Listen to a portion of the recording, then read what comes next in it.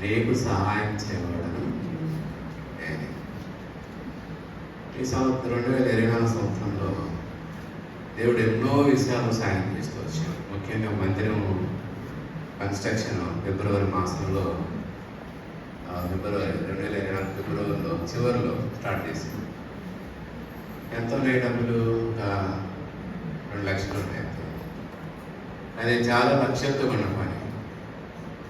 అయితే అద్భుతంగా దేవుడు సాయం చేస్తూ వచ్చాడు. అటు మందిరం విషయంలో ఇటు కుటుంబ విషయంలో కూడా దేవుడు అద్భుతంగా సాయం చేస్తూ వచ్చాడు. దక్షిణాఫ్రికాలో ఉన్న కుటుంబం కూడా నేను చెప్పలేదు, ఆమె ఎప్పుడో ఒకసారి మందిరానికి వచ్చింది. మన సహవాసానికే వస్తుంది. ఎప్పుడు వచ్చింది. వాళ్ళు అక్కడ దక్షిణాఫ్రికాలో ఉంటాడు. వాళ్ళ అక్క చెల్లెలు మందిరం తెలంగాణ సిస్టరు అని చెప్పాను.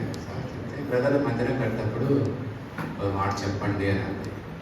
సరే చెప్పండి అన్నది కాబట్టి చెప్పాను. సిస్టర్ ఇట్లా మందిరం కన్స్ట్రక్షన్ వాళ్ళు అక్కడి నుంచి ఒక 50,000 పంపించారు.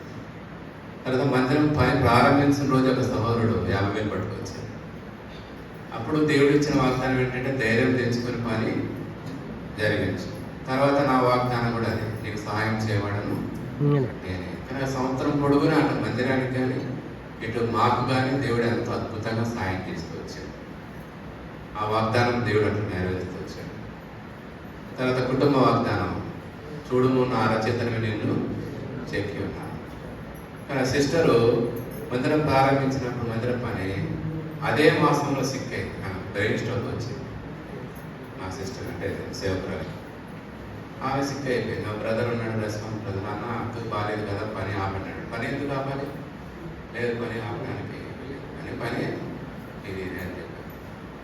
కనుక ఆమె కూడా మరి ఆ సమయంలో అద్భుతంగా సిక్ అయినప్పుడు దాదాపు ఒక 40,000-60,000 అద్భుతంగా సహాయం చేస్తూ వచ్చాను.